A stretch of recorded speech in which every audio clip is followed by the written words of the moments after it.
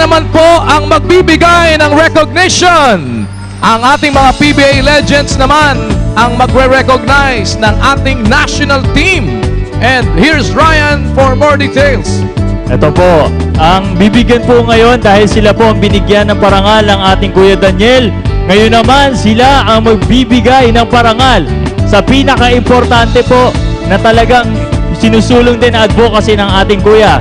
Nandito po ang PhilSpada Philippine National Team. Let's all welcome them. Kuya, andito po ang kanilang Vice President, si Mr. Louie Arellano ng PhilSpada. Magandang gabi po, Mr. Louie Arellano, ang presidente po ng PhilSpada. Pwede bang pakipaliwanag niyo sa amin ano ang PhilSpada at para malaman din natin mga kababayan na kayo ay nagre-represent ng ating bansa?